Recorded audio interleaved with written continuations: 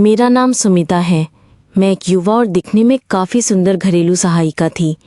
हर रात मैं देखती थी कि मेरे मालिक के कमरे में नई नई लड़कियां आती थीं। करीब आधे घंटे बाद जब वो लड़कियां कमरे से बाहर निकलती तो उनकी हालत देखकर मुझे बड़ी हैरानी होती थी। वे रोती हुई और बहुत ही अजीब ढंग से लंगड़ाते हुए वहां से चली जाती थी। मुझे समझ नहीं आता था कि मालिक कमरे के अंदर उन लड़कियों के साथ ऐसा क्या करते थे। जब भी मैं देखती कि मालिक के कमरे में कोई लड़की घुस रही है, मेरे मन में तरह तरह के सवाल उठने लगते थे। मालिक दरवाज़ा बंद करके उन लड़कियों के साथ ऐसा क्या करते हैं कि जब वे बाहर निकलती हैं तो उनकी आंखों में आंसू होते हैं। उनकी चाल इतनी अजीब क्यों हो जाती थी, यहाँ तक कि उनके कपड़े भी पूरी तरह से अस्त व्यस्त होते थे। मैं इस रहस्य को बिल्कुल भी समझ नहीं पा रही थी कि उस बंद दरवाजे के पीछे मेरे मालिक उन लड़कियों के साथ कैसा व्यवहार करते थे। उन दिनों के बाद से जब भी मैं मालिक के घर काम करने जाती, मेरी नज़रें हमेशा उस बंद दरवाजे पर ही टिकी रहती थीं। मैं सोचती थी, लड़कियां तो हंसते मुस्कुराते हुए मालिक के कमरे में जाती हैं, लेकिन जब बाहर निकलती हैं तो उनके कपड़े क्यों बिखरे होते हैं, उनकी आंखों में आंसू क्यों होते हैं और वे इस तरह अजीब ढंग से क्यों चलती हैं। मुझे तो मजबूरी में दूसरों के घर काम करना पड़ता था। हमारा परिवार इतना गरीब था कि 2 वक्त की रोटी जुटाने के लिए मुझे दूसरों के घर घरेलू सहायिका का काम करना पड़ा। फिर एक दिन जब मालिक और उनके एक दूर के रिश्तेदार ने मुझे उस कमरे में बुलाया तो अंदर जाकर मेरी आंखें तो फटी की फटी रह गईं, क्योंकि मालिक और उनके उस दोस्त ने मिलकर मेरे साथ जो किया उसे सुनकर आपकी आंखों में भी पानी आ जाएगा।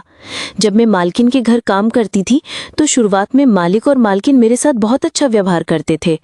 मैंने मन ही मन सोचा था कि यहाँ काम करके कुछ पैसे जमा करके सिलाई का काम सीख लूंगी ताकि मुझे फिर किसी और के घर काम न करना पड़े। लेकिन मेरा वो सपना सिर्फ एक सपना ही बनकर रह गया। असल में मेरे पिता एक बहुत बीमार व्यक्ति थे और मेरी माँ पूरा दिन उनकी सेवा में ही लगी रहती थी। इसलिए बेबस होकर मुझे ही अपने माता पिता और अपना पेट पालने के लिए दूसरों के घर काम पर जाना पड़ता था। मैंने उस समय हाल ही में 12वीं की परीक्षा पास की थी। गरीब परिवार में जन्म लेने के बावजूद मैंने बहुत संघर्ष करके अपनी पढ़ाई जारी रखी थी। देखते ही देखते मालकिन के घर में मुझे काम करते हुए करीब 6 महीने बीत गए। फिर एक सुबह हर दिन की तरह जब मैं मालिक के घर काम पर गई तो मैंने देखा कि एक मोटा ताज़ा तगड़ा आदमी बैठा हुआ है जिसकी उम्र मेरे अंदाजे से करीब 45 साल होगी। वह व्यक्ति मेरे मालिक और मालकिन के साथ बैठकर बातें कर रहा था।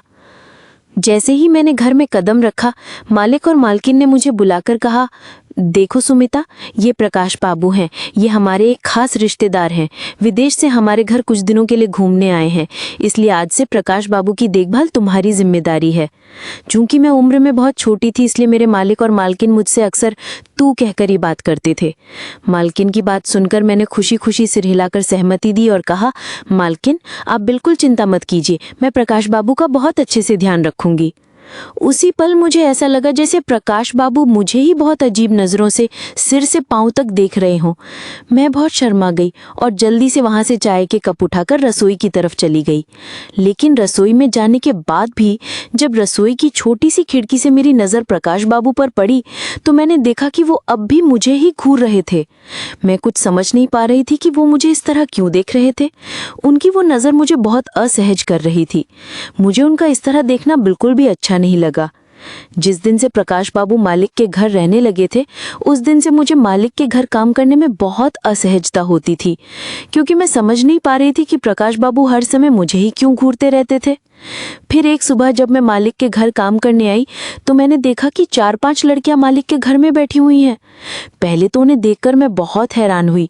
मैंने सोचा शायद मालिक मुझे काम से निकालकर मेरी जगह किसी नई लड़की को रखने वाले हैं। लेकिन जब मैं खड़ी खड़ी उन लड़कियों को देख रही थी तो मेरी मालकिन मेरे पास आकर बोली, सुमिता, तू यहाँ खड़ी क्या कर रही है? तू जाकर पहले रसोई का काम निपटा ले और भूलकर भी अभी प्रकाश बाबू के कमरे में मत जाना। मैंने तब मालकिन से कहा, मालकिन पहले सारे कमरों में झाड़ू लगा देती हूँ। मालकिन ने तब मुझसे कहा, नहीं नहीं, अभी झाड़ू लगाने की कोई ज़रूरत नहीं है।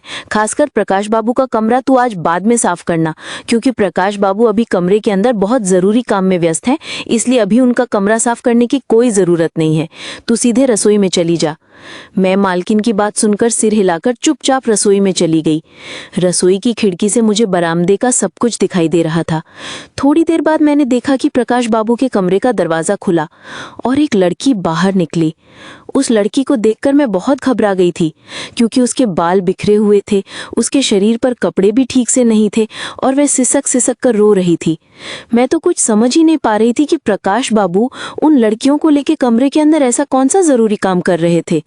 फिर उस दिन मालिक के घर का काम खत्म करके जब मैं घर लौट रही थी, ठीक उसी समय मेरे मालिक और मालकिन ने मुझे बुलाकर कहा, सुमिता, कल अपने पिता को हमारे घर ले आना, उनसे बहुत जरूरी बात करनी है। जब मालिक ने मेरे पिता से मिलने की इच्छा जताई तो मैं डर गई, क्योंकि कुछ दिन पहले ही प्रकाश बाबू ने मुझे बुलाकर कहा था, सुमिता, मेरे लिए एक गिलास पानी ले आओ। मैं जब मालिक के कहने पर उनके लिए एक गिलास पानी लेकर जा रही थी तो अचानक मेरा पैर फिसल गया और मैं प्रकाश बाबू के ऊपर गिर गई और पानी का गिलास भी उन पर गिर गया। मैंने जल्दी से खुद को प्रकाश बाबू से अलग किया और उनके सामने हाथ जोड़कर माफी मांगी। मैंने मालिक और मालकिन से कहा, मालकिन, मैंने जानबूझकर प्रकाश बाबू पर पानी नहीं गिराया, गलती से मेरा पैर फिसल गया और मैं उनके ऊपर गिर गई। तब मेरी मालकिन ने हंसकर कहा, अरे पगली, इसमें इतना घबराने की क्या बात है, ये कोई डरने वाली बात नहीं है, जा तू अपना काम कर। इसलिए मैंने सोचा कि शायद उसी घटना की वजह से मालिक और मालकिन ने मेरे पिता को बुलाया है। मैंने मालकिन से कहा, मालकिन, अगर मुझसे कोई गलती हो गई हो तो कृपया मुझे माफ़ कर दीजिए, लेकिन मेरे पिता से मेरे बारे में कुछ मत कहिएगा और मुझे काम से मत निकालिएगा। मैं वादा करती हूँ आगे से मुझसे कोई गलती नहीं होगी। मैंने मालिक और मालकिन के सामने उस घटना के लिए हाथ जोड़कर माफ़ी मांगी। मालकिन ने तब मुझसे कहा, तुझे इतना डरने की कोई ज़रूरत नहीं है, लेकिन तुझे कल अपने पिता को इस घर में लाना ही होगा। तेरे पिता से हमें बहुत ज़रूरी बात करनी है। फिर उस दिन मालिक और मालकिन की बात सुनकर मैं अपने पिता को मालिक के घर ले गई। मालिक और मालकिन ने कमरे के अंदर दरवाज़ा बंद करके मेरे पिता से बात की। मुझे नहीं पता कि उन्होंने मेरे पिता से ऐसी क्या बात की, क्योंकि मालिक और मालकिन से बात करने के बाद से मेरे पिता घर लौटकर बहुत खुश थे। यहाँ तक कि खुशी के मारे मेरे पिता तो नाचने भी लगे थे। इसके बाद जब माँ ने पिता से उनकी इतनी खुशी का कारण पूछा तो मेरे पिता ने जो कहा उसे सुनकर मैं भी बहुत हैरान हुई, क्योंकि मालिक और मालकिन ने प्रकाश बाबू के साथ मेरी शादी का प्रस्ताव रखा था। और चूंकि प्रकाश बाबू विदेश में रहते थे, इसलिए मेरे माता पिता ये सुनकर बहुत खुश हुए कि प्रकाश बाबू जैसा एक NRI और इतना अमीर लड़का मुझसे शादी करना चाहता है। लेकिन उस दिन मैंने माता पिता से कहा कि प्रकाश बाबू की उम्र तो मुझसे बहुत ज़्यादा है। तब मेरे पिता ने मुझे समझाते हुए कहा कि ये मेरा परम सौभाग्य है कि मेरी शादी प्रकाश बाबू जैसे इतने बड़े आदमी से हो रही है। चूंकि मेरे पिता के पास मुझे अच्छे घर में ब्याहने की हैसियत नहीं थी, इसलिए वो इस रिश्ते को किसी भी कीमत पर हाथ से जाने नहीं देना चाहते थे। पिता की बात सुनकर उस दिन से मैं भी मन ही मन सपने देखने लगी थी कि एक राजकुमार आकर मुझे अपनी राजकुमारी बनाकर ले जाएगा। लेकिन उन्होंने शादी में एक शर्त रखी थी। शर्त ये थी कि इस शादी में मेरे माता पिता अपनी तरफ से किसी को भी निमंत्रण नहीं दे सकते। जब पिता ने इसका कारण पूछा तो मालिक और मालकिन ने कहा कि वे बहुत अमीर और प्रतिष्ठित लोग हैं, इसलिए वे हमारे रिश्तेदारों के साथ घुल मिल नहीं पाएंगे। इसी वजह से उन्होंने हमारे रिश्तेदारों को शादी में बुलाने से मना किया था। मेरे पिता तो मालिक और मालकिन की सारी शर्तें मानने को तैयार थे, क्योंकि पिता ने मुझे और माँ से कहा, प्रकाश बाबू चाहते तो किसी भी अच्छी लड़की से शादी कर सकते थे, लेकिन सब कुछ जानने के बाद भी जब उन्होंने मुझे पसंद किया है तो मेरे पिता को प्रकाश बाबू की सारी शर्तें मानने में कोई आपत्ति नहीं थी। मैं भी ये सोचकर बहुत खुश थी कि भले ही प्रकाश बाबू की उम्र ज्यादा हो, लेकिन मेरी शादी तो उनके जैसे एक अमीर व्यक्ति से हो रही है। शादी की बात पक्की होने के 7 दिन के भीतर ही मेरी प्रकाश बाबू से शादी हो गई। चूंकि प्रकाश बाबू अरब देश से कुल 1 महीने की छुट्टी पर आए थे, इसलिए उन्होंने 1 महीना मेरे मालिक और मालकिन के घर पर ही रुकने का फैसला किया था। इसलिए शादी के बाद मुझे भी मालिक और मालकिन के घर पर ही रहना पड़ा। शादी के बाद मैंने ये सोचना छोड़ दिया कि मेरी शादी एक बूढ़े आदमी से हुई है। मैं तब सिर्फ यही सोच रही थी कि मेरी शादी एक अमीर व्यक्ति से हुई है और मुझे अब दूसरों के घर काम नहीं करना पड़ेगा। शादी के दिन सुहाग रात पर जब मैं सिर पर घूंघट डालकर बिस्तर पर बैठी थी तो मेरे मन में एक अलग ही खुशी थी। मैंने सोचा था कि मेरा पति मुझे बहुत प्यार करेगा, मेरा बहुत ख्याल रखेगा। लेकिन प्रकाश बाबू ने कमरे में आते ही मुझसे बिना कोई बात किए सीधे मुझ पर अपनी इच्छा पूरी कर ली। उस पल मैं अपने बूढ़े पति का ऐसा उग्र व्यवहार देखकर हैरान रह गई। मुझे ऐसा लग रहा था कि उन्होंने शायद सिर्फ अपनी हवस मिटाने के लिए ही मुझ जैसी एक कम उम्र की लड़की से शादी की थी। शादी की पहली रात ही पति का असली रूप देखने के बाद मेरे सारे सपने चकनाचूर हो गए थे। फिर भी मैंने ये सोचकर सब कुछ स्वीकार कर लिया कि जो होना था वो तो हो गया। अगले दिन सुबह जब मैं पति के लिए रसोई में चाय बनाने गई तो मालकिन ने मुझे देखते ही कहा, सुमिता, तू अब रसोई में क्या कर रही है? रसोई से निकलकर पहले मेरा कमरा साफ कर। मैं तो मालकिन के बात करने का तरीका देखकर हैरान रह गई थी, क्योंकि मालकिन ने मुझे उस घर की बहू माना ही नहीं।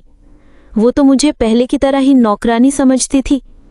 यहाँ तक कि उस घर में पति के साथ 3-4 दिन बिताने के बाद ही मैं साफ साफ समझ गई थी कि मेरे मालिक और मालकिन मुझे अब भी अपने घर की नौकरानी ही मानते हैं। तब भी मैं उनके इस षड्यंत्र की गहराई को समझ नहीं पाई थी। जिस दिन से शादी करके मैं इस घर में आई थी, उस दिन से मेरे पति ने मुझे कभी अपनी पत्नी का दर्जा नहीं दिया।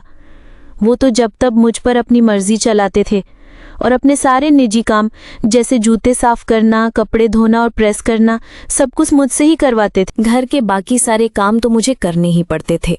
शादी के 7 दिन बाद मुझे ये समझने में देर नहीं लगी कि वे सब मुझे सिर्फ एक नौकरानी ही समझते थे। रात होते ही मैं चाहे किसी भी हाल में रहूं, मेरा पति मेरा हाथ पकड़कर कमरे में खींच ले जाता और सिर्फ अपनी इच्छा पूरी करता था। दिन ब दिन मैं शारीरिक रूप से इतनी कमजोर हो गई थी कि मेरी आंखों के नीचे काले घेरे पड़ गए थे। इस तरह जब 1 महीना बीत गया तो एक दिन अचानक मेरे पति ने मेरे हाथ में एक कागज थमा दिया और कहा कि उसने मुझे तलाक दे दिया है। अचानक तलाक का नाम सुनकर मैं बहुत घबरा गई और पति के हाथ पैर पकड़कर बोली, आप ये क्या कह रहे हैं? आप मुझे तलाक नहीं दे सकते। मैं आपकी पत्नी हूँ। मैंने ऐसा कौन सा अपराध किया है जिसके लिए आप अचानक मुझे तलाक दे रहे हैं? तब मेरे बूढ़े पति ने जो कहा उसे सुनकर मेरे सिर पर मानो आसमान टूट पड़ा। पति ने तब कहा, तेरे साथ मेरा 1 महीने का करार था, वो समय अब पूरा हो गया है, इसलिए मैंने तुझे तलाक दे दिया है। उस दिन मेरे पति ने जब वो कागज मेरे सामने रखकर जबरदस्ती मेरे अंगूठे का निशान ले लिया, उसके बाद उसने मुझे सच बताया कि उसने मुझे तलाक दे दिया है। इसके बाद उन सब ने मिलकर मुझे उस घर से धक्का मारकर बाहर निकाल दिया। मेरे बहुत गिड़गिड़ाने के बाद भी मेरे पति और मालकिन ने मुझे अपने घर में रहने नहीं दिया। यहाँ तक कि जिस दिन पति ने मुझे तलाक दिया, उसके अगले ही दिन सुबह वो अरब देश वापस चला गया। मुझे अपने साथ ले जाना तो दूर की बात थी, वो तो मुझे तलाक देकर चला गया था। उस दिन जब उन्होंने मुझे घर से निकाल दिया तो मैं बेबस होकर रोते रोते फिर से अपने पिता के घर लौट आई। पिता के घर लौटने के बाद मेरे माता पिता ने सब कुछ जानने के बाद मुझसे कहा, वे लोग तुझे इस तरह घर से नहीं निकाल सकते, जरूरत पड़ी तो हम दामाद से बात करेंगे। इसके बाद मेरे पिता जब मालिक और मालकिन के घर मेरे पति से बात करने गए तो वहां से लौटने के बाद उनके मुंह से सच सुनकर हमारे पैरों तले जमीन खिसक गई। मेरा पति मुझे तलाक देकर अरब शहर जा चुका था और उसने सच में सिर्फ 1 महीने के लिए अपनी इच्छा पूरी करने के लिए ही मुझसे शादी की थी और कुछ नहीं। उस दिन मालिक के घर से लौटने के बाद मेरे पिता का व्यवहार बहुत अजीब था। पिता ने मालिक के घर से लौटकर मुझसे जो कहा उसे सुनकर मैं और मेरी माँ हम दोनों ही बहुत हैरान हुए। एक तो मेरे साथ इतना कुछ हो जाने के बाद मैं बहुत ज्यादा मानसिक तनाव में थी। मुझे तब कुछ भी अच्छा नहीं लग रहा था।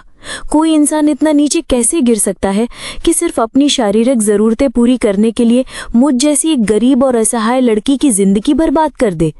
उधर मेरे पिता घर आकर मुझसे बोले, देख सुमिता, जो होना था सो हो गया, इसलिए अब दुखी होने से कोई फायदा नहीं है। मैं तेरे लिए फिर से एक अच्छे घर में शादी तय करूंगा। जब मेरे पिता ने मेरी दूसरी शादी की बात की तो मैंने साफ साफ पिता से कह दिया कि मैं दोबारा शादी नहीं करूंगी। यहाँ तक कि मेरी माँ ने भी तब पिता से कहा, तुम्हारा दिमाग खराब हो गया है क्या? बेटी अभी कितने दुख में है और तुम उसकी दूसरी शादी की बात कर रहे हो? उसकी मानसिक हालत के बारे में एक बार सोचा है? पिता ने तब मेरी माँ से कहा, देखो, मैं एक बीमार आदमी हूँ, मैं कब इस दुनिया को छोड़कर चला जाऊं इसका कोई भरोसा नहीं है।